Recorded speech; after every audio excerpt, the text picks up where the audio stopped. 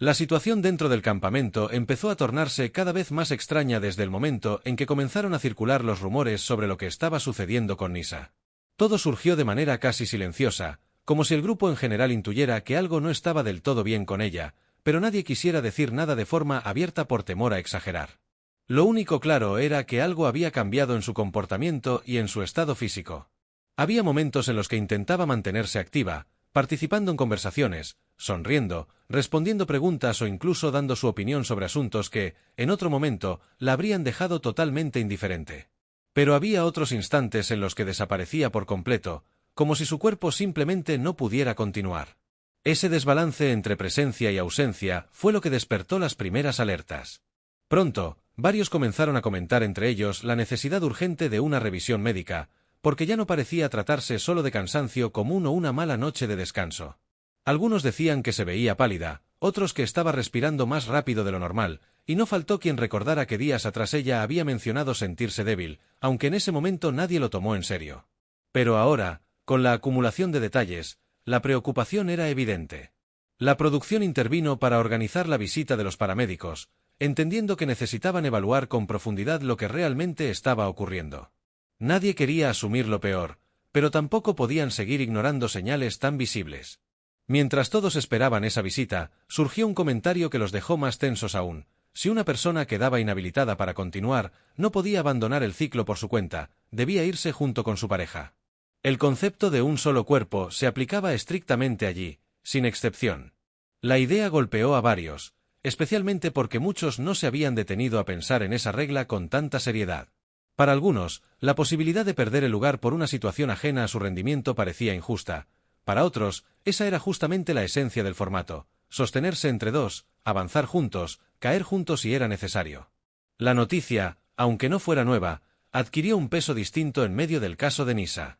Algunos empezaron a mirarse entre ellos con cierta inquietud, como si de pronto todos reflexionaran sobre lo vulnerables que estaban ante cualquier imprevisto. Nadie quería decirlo abiertamente, pero era evidente que la fragilidad del cuerpo de uno podía convertirse en la caída del otro. A partir de ese momento, cada pequeño gesto, cada debilidad visible, cada comentario sobre molestias o agotamiento se transformaba en un motivo de alarma silenciosa. En medio de ese ambiente cargado de tensión, ocurrió algo particular con Nyssa. Había estado conversando normalmente con algunos compañeros, sonriendo y tratando de mostrarse estable, pero de repente se vio claramente que algo no iba bien. Mientras estaban en el Boca Azul, una especie de modulación física o emocional parecía afectarla. Primero se arrodilló, luego se recostó poco a poco contra una de las paredes laterales. No fue un gesto abrupto, sino más bien un movimiento lento, casi resignado, como si su cuerpo estuviera pidiendo auxilio de forma inevitable. Se acurrucó allí, buscando sostenerse, manteniendo la cabeza baja, dejando que sus brazos cayeran a los costados mientras trataba de regular la respiración. Lo extraño fue que la escena se prestó para varias interpretaciones. Algunos asumieron que recién estaba terminando una parte de su turno y que la fatiga la había golpeado de forma súbita. Otros pensaron que, más bien, ni siquiera había logrado iniciar plenamente su fase del ejercicio y que ese desplome era evidencia de algo acumulado desde días atrás. Nadie podía asegurar cuál era la versión correcta, pero sí resultó evidente que Nyssa estaba en un punto límite. Su energía parecía drenada, como si todo su cuerpo hubiese llegado al borde de una desconexión. Mientras eso sucedía, la dinámica de la prueba continuó como si el sistema no se detuviera a pesar de los problemas individuales. La cámara se enfocó entonces en Gio, quien atravesaba uno de los obstáculos más complicados. Lo mostraban escalando desde la piscina, subiendo por la estructura metálica con la fuerza de los brazos y apoyándose en los pies cada vez que podía.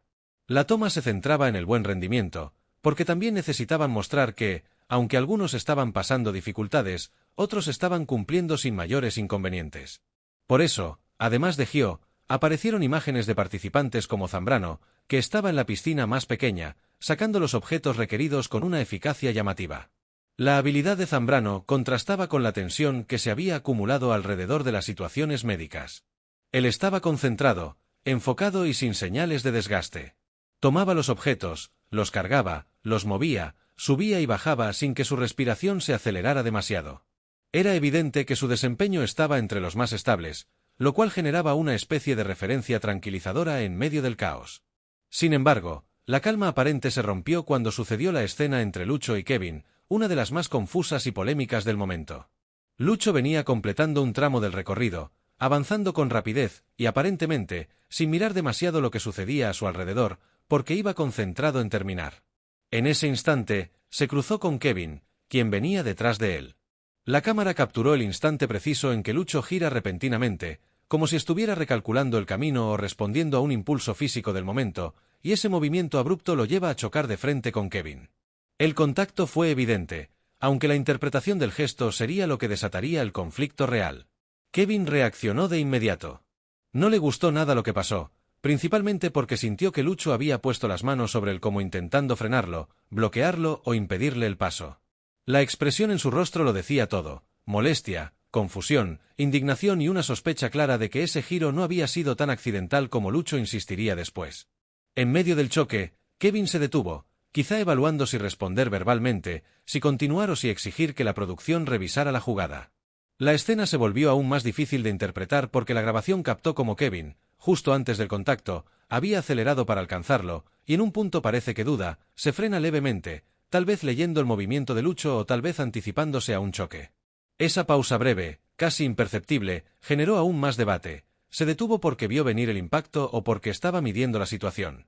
Por su parte, la primera reacción de Lucho fue explicar que no había tenido intención de hacer nada.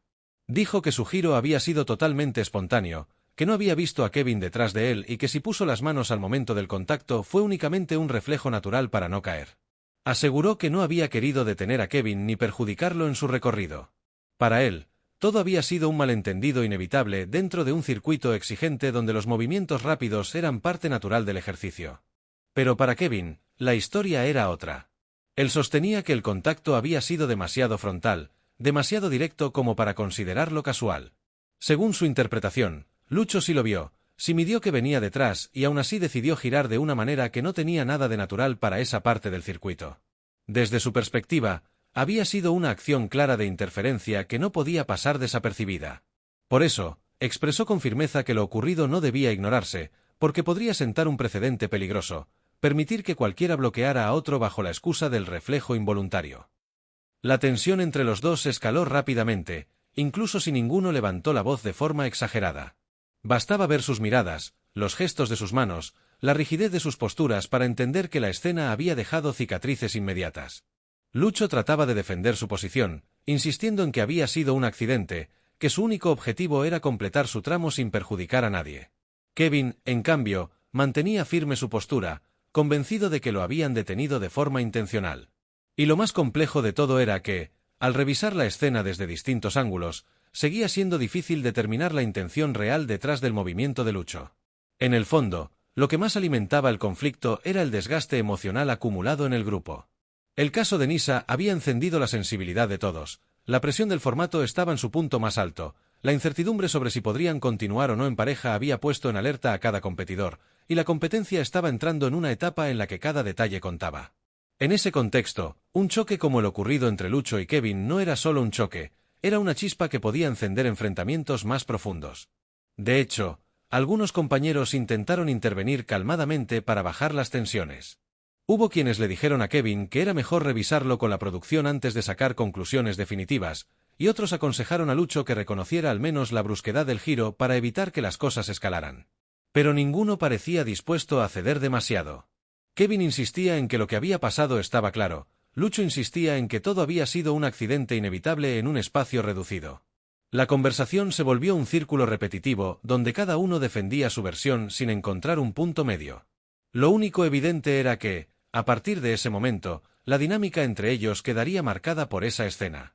Aunque intentaran continuar con normalidad, algo se había fracturado.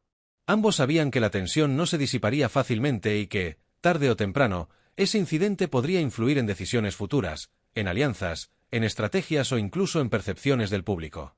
Mientras tanto, el grupo en general seguía inquieto. La situación de Nisa seguía sin resolverse por completo, el episodio de Isa había generado nuevas dudas, y el conflicto entre Lucho y Kevin solo añadía otra capa de incertidumbre y estrés a un ambiente ya densamente cargado. Cada quien intentaba mantener la concentración, pero era evidente que las emociones estaban tomando un rol cada vez más fuerte. La narrativa del día quedaría marcada por todas estas escenas. El estado de salud en duda, la fragilidad evidente de algunas participantes, el desempeño impecable de otros, y un choque que puso en evidencia cómo la competencia puede convertirse en un terreno emocionalmente explosivo donde cada movimiento, incluso uno aparentemente accidental, puede ser interpretado como una amenaza o un ataque directo. El grupo sabía que, cuando llegara el momento de la evaluación final, todas estas cosas podrían influir. La visita de los paramédicos determinaría el futuro de Nisa y, por ende, de su pareja. Isa necesitaría descanso para evitar que su propio cuerpo cediera de forma definitiva. Y Lucho y Kevin tendrían que lidiar con una tensión que no desaparecería por sí sola. La convivencia, las pruebas y las emociones se entremezclaban como piezas de un rompecabezas que cambiaba de forma constantemente. Y aunque nadie lo dijera en voz alta, todos intuían que ese día marcaría un antes y un después dentro del grupo.